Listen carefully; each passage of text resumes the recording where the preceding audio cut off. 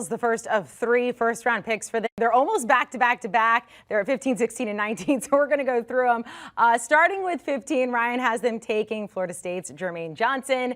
Danny, we give this one to you, and Ryan said, look, his stock at the draft stock, at the Senior Bowl, absolutely skyrocketed.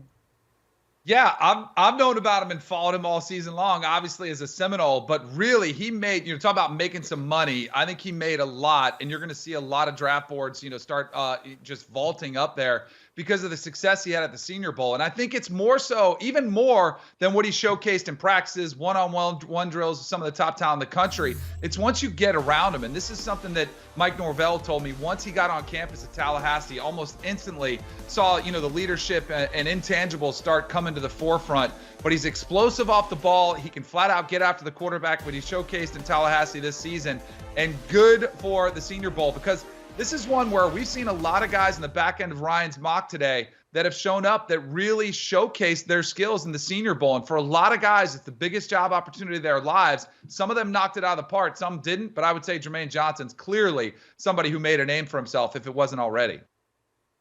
Danny's going to claim him as a Florida State Seminole, but he originally started at Georgia. Imagine what that front would have looked like had Jermaine Johnson be a part of it. But they were so good, he couldn't even get there. But as Danny pointed out and Ryan Spry talked about, the Senior Bowl, he really kind of, not only did he have a great season at Florida State, but he really showcased versus some of the best in the country as far as what he's capable of. But again, put on the tape. You saw that week in and week out. He stood out on a Florida State team that was, dare I say, somewhat average this season, Danny.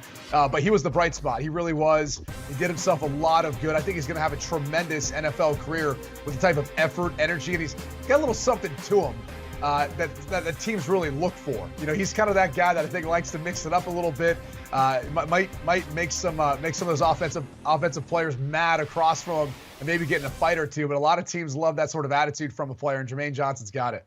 Danny, he did great. He made the right decision, even though he started in Georgia. He absolutely did. All right, Eagles, another pick going with Tyler Linderbaum at 16 here. And Ryan, you think he could be the best offensive lineman in this class? Yeah, man, and a lot of times in these mock drafts, I've had him going top 10, usually to the Giants. That's how good he is. I say it every time we talk about this. There hasn't been a center go higher than 18th since 2010, so that would be setting some precedent there. But he's a really, really, really good football player. He was a wrestler like all Iowa kids that seem to end up at Iowa.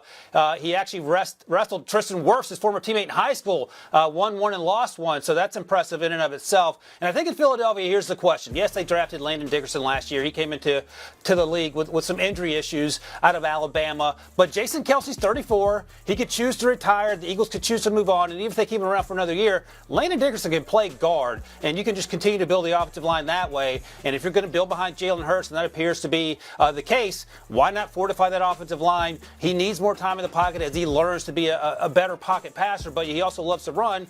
Again, fortify the offensive line. And again, if you told me that Tyler Linderbaum ended up going 15 or higher, I would completely and wholly believe you and think it would be worth it. Take a brief break from the Eagles. We'll get back to them at 19 here. Let's get to the Eagles at 19 with the 19th overall pick. Ryan, you have them taking Georgia linebacker Nakobe Dean. And you point out in your article that there's some questions about his size. A little people are concerned out there, but you're not.